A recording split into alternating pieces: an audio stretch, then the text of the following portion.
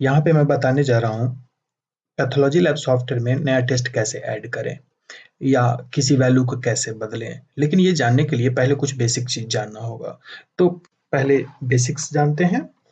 जैसे कि एक टेस्ट होता है जिसे हम क्रिएटिनिन कहते हैं और उसको हम क्रिएटिनिन कह लें।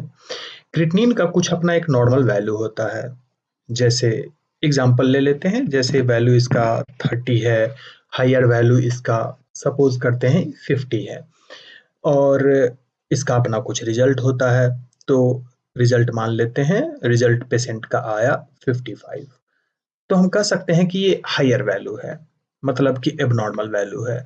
तो क्रिएटिनिन एक टेस्ट है जिसका कि अपना नॉर्मल वैल्यू है, एक हायर वैल्यू है और इसका कुछ रिजल्ट होगा। तो इस तरह के टेस्ट को हम सिंगल टेस्ट कहेंगे। सिंगल टेस्ट जिसका अपना रेफरेंस रेंज होता हो, अपना रिजल्ट होता हो। उसी प्रकार एक दूसरे तरह का टेस्ट होता है जिसका अपना कोई रेफरेंस रेंज नहीं होता, अपना कोई रिजल्ट नहीं होता। उसका रिजल्ट डिपेंड करता है उसके अंदर ढेर सारे पैरामीटर पे। और इस तरह के एक टेस्ट की बात करें तो जैसे डिफरेंशियल काउंट, डिफरेंशियल काउंट में का अपना कोई नॉर्मल रेंज नहीं होता। डिफरेंशियल काउंट बहुत सारे पैरामीटर पे डिपेंड करता है, जैसे कि लिम्फोसाइट, मोनोसाइट, बासोफिल, एस्नोफिल, इस सब तरह का पैरामीटर होता है और इन सारे पैरामीटर में अपने वैल्यू होते हैं। तो चूंकि डिफरेंशियल काउंट के अंदर ढेर सारा पैरामीटर है जिसका वैल्यू होता है, डिफरेंशियल काउंट के खुद का वैल्यू नहीं होता, इसलिए हम उसको मल्टीपल टेस्ट कहेंगे। तो दो चीज समझ में आ गई, सिंगल टेस्ट, मल्टीपल टेस्ट।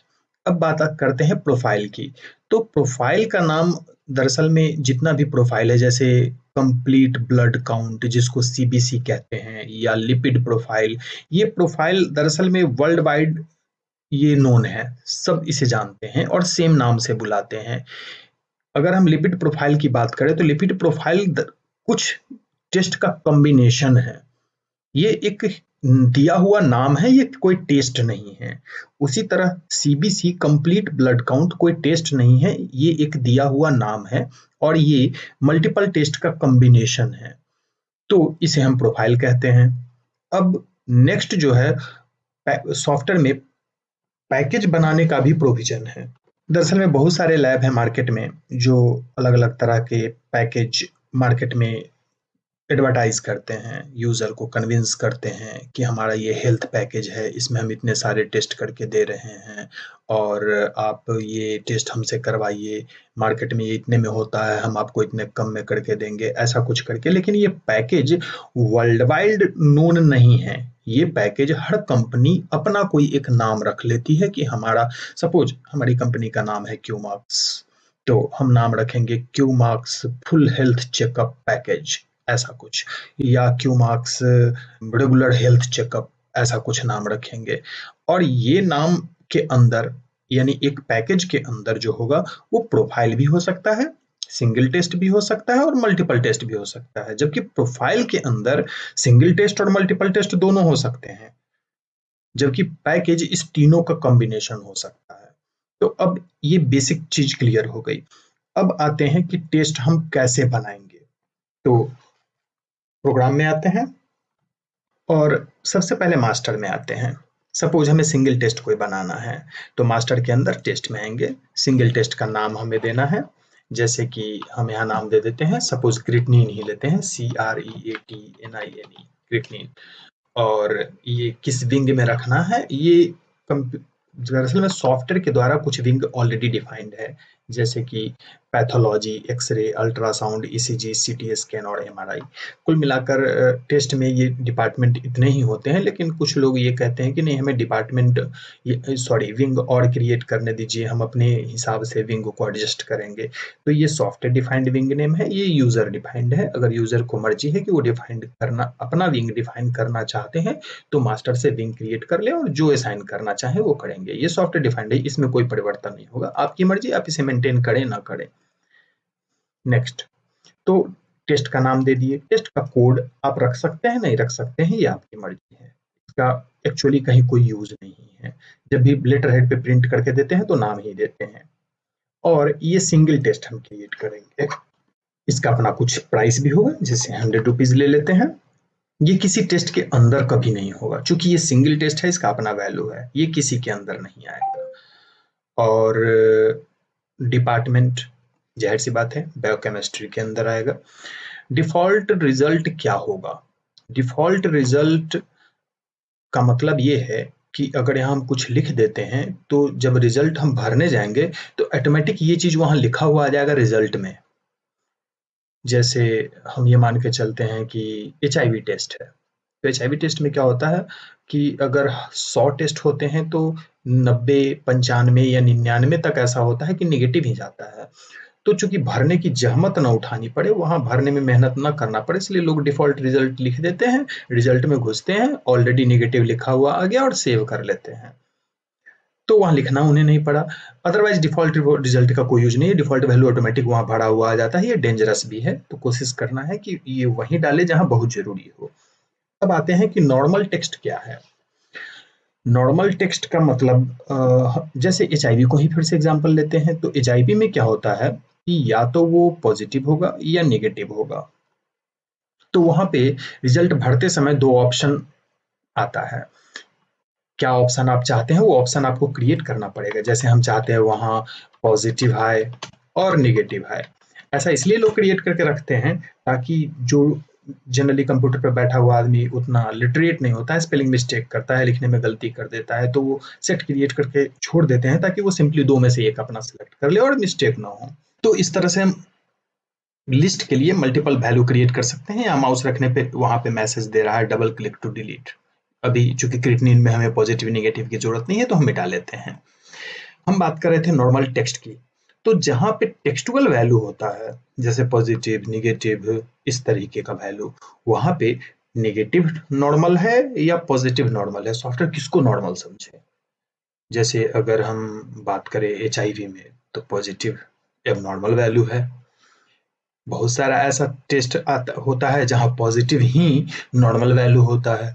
तो नॉर्मल वैल्यू क्या है वो यहाँ हम लिखेंगे, लेकिन तब जब टेक्सटुअल वैल्यू हो, अदरवाइज हम यहाँ लिखेंगे नॉर्मल वैल्यू।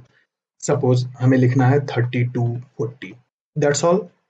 अब हमें यहाँ पे लोअर वैल्यू क्या है वो देना है, क्योंकि वहां हम वैसे लिखेंगे जैसे हमें प्रिंट में चाहिए, लेकिन यहां हम लिखेंगे कंप्यूटर उसको इस वैल्यू से कंपेयर करके ये पता करेगा कि जो रिजल्ट भरा गया है वो नॉर्मल है या एब नॉर्मल है।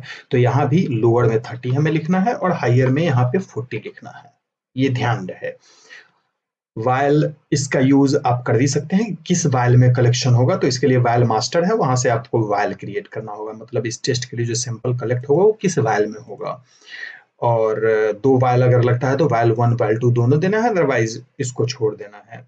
जी विड्थ दरअसल में ग्राफ अगर क्रिएट करना होता है तब इसका यूज होता है, अदरवाइज जी विड्थ और जी हाइट को ब्लैंक छोड़ देना है। और ग्राफ का पोजीशन क्या होगा, यानी रिपोर्ट पे जब प्रिंट होगा तो ग्राफ सेंटर में प्रिंट करेगा, लेफ्ट में प्रिंट करेगा या राइट में। और शॉर्ट कोड है, ये शॉर्ट कोड भी दरअसल में टेस्ट कोड की तरह है, इसका फिलहाल कोई यूज नहीं है।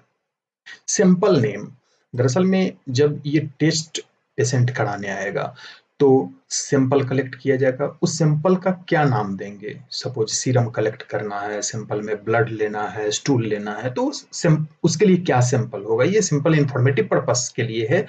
हम चाहें तो ये वैल्यू रजिस्ट्रेशन के समय दिखेगा ताकि टेक्नीशियन को पता चले कि कलेक्ट आखिर क्या करने हैं। मेथड नेम है, ये मेथड नेम टेस्ट का मेथड है कि टेस्ट हम किस मेथड से कर रहे हैं, और कुछ लैब मेथड का नाम प्रिंट भी करते हैं, आपकी मर्जी, ये ऑप्शनल है, मेंटेन नहीं भी कर सकते हैं। ब्लैंक आफ्टर, यहाँ पे अगर हम एक डालते हैं तो एक लाइन एक्स्ट्रा ब्लैंक स्पेस छोड़ेगा प्रिंट करते वक्त। और ब्लैंक बिफोर या सॉरी ब्लैंक आफ्टर मतलब इस टेस्ट के बाद एक लाइन छोड़ेगा, और ब्लैंक बिफोर इस टेस्ट के पहले एक लाइन छोड़ेगा। वैल्यू जो प्रिंट करेगा वो सेंटर अलाइन होगा या लेफ्ट अलाइन होगा। उसी तरह रिजल्ट का ऑर्डर, रिजल्ट के ऑर्डर की यहाँ जरूरत नहीं है, इसको नन रहने दीजिए। रिजल्ट का ऑर्डर कुछ टेस्ट में जरूरत होता है, लोग कहते हैं असेंडिंग में प्रिंट करके हमें दे दीजिए, या जो जैसे रिएक्टिव और नॉन रिएक्टिव भरते हैं उसमें कुछ रिजल्ट ऐसा होता है कि रिएक्टिव 1+, फिर 2+, फिर 3+, तो चाहते हैं 1+ वाला एक साथ आ जाए, 2+ वाला एक साथ आ जाए, तो उस केस में इसका यूज होता है, अदरवाइज रिजल्ट ऑर्डर का यूज नहीं है। एक एक कॉलम बता रहे हैं, और भर केवल हम कंपलसरी चीजों को रहे हैं, ध्यान रखना है। अब ग्रुप रिजल्ट का भी यूज तभी होता है जब हम रिजल्ट को ऑर्डर में लेते हैं। सपोज 1+ वाले को एक साथ करना चाहते हैं तो ग्रुप कर लेते हैं, और चूंकि ऑर्डर में है तो एक साथ प्रिंट हो जाएगा। कॉलम ब्रेक करना है, यानी कि 1+ वाला प्रिंट हो गया, अब 2+ वाला सेकंड कॉलम में प्रिंट करना है तो कॉलम ब्रेक का यूज करेंगे। नेम इन बोल्ड, नेम को बोल्ड में हमेशा, जब भी ये क्रिएट जो अभी हम क्रिएट करना है, टेस्ट क्रिएट जो होगा वो हमेशा हम बोल्ड में ही प्रिंट करेंगे। वैल्यू इन बोल्ड, इसका वैल्यू हमेशा हम बोल्ड में प्रिंट करेंगे। तो लेकिन वैल्यू इन बोल्ड की जरूरत जनरली नहीं होती, कारण कि हम जनरली अब नॉर्मल वैल्यू को बोल्ड करते हैं तो बेहतर है नहीं टिक करें। बहुत बार ऐसा होता है कि कुछ नाम हम क्रिएट करते हैं टेस्ट में और चाहते हैं वो नाम प्रिंट में ना आए, तो नॉट प्रिंट नेम पे टिक करेंगे। इसकी जरूरत रेयर केस में होती है, जहां होगी मैं फिर बता दूंगा।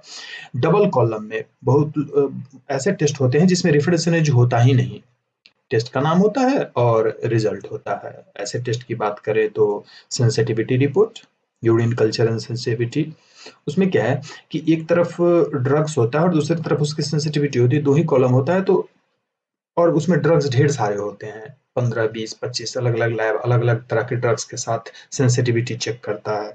सारे ड्रग्स प्रिंट करने होते हैं, जनरली एक पेज पे नहीं आता, तो लोग चाहते हैं दो कॉलम में आ जाए, चूंकि दो ही चीज प्रिंट होने हैं, तो वहां पे डबल कॉलम का यूज होगा। इसकी सेटिंग कैसे करेंगे फिर हम बताएंगे।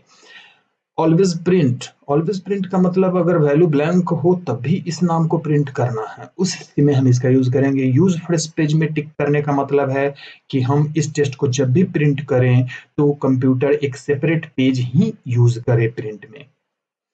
अंडरलाइन में टिक करेंगे तो ये टेस्ट अंडरलाइन ही आएगा। फुल अंडरलाइन मतलब केवल टेस्ट का नाम ही अंडरलाइन नहीं होगा, टेस्ट का नाम, नॉर्मल वैल्यू, रिजल्ट तक अंडरलाइन हो जाएगा। नॉट प्रिंट हेड, अगर ये टिक कर देते हैं तो ऊपर में जैसे एक हेडिंग आता है, ये टेस्ट है, ये रेफरेंस रेंज है, ये वैल्यू रिजल्ट है, तो वो ऊपर का हेडिंग नहीं प्रिंट होगा इस टेस्ट के साथ। इनबॉक्स मतलब ऑटोमेटिक इसके चारों ओर बॉक्स बन के आएगा। ऑफर प्राइस, अगर हम कुछ रखना चाहते हैं टेस्ट के लिए, सपोज 100 रुपया प्राइस है, हम चाहते हैं ऑफर प्राइस 80 रुपीज देना, तो ये मोबाइल ऐप पे और वेबसाइट पे यही प्राइस दिखाएगा, ऑफर प्राइस।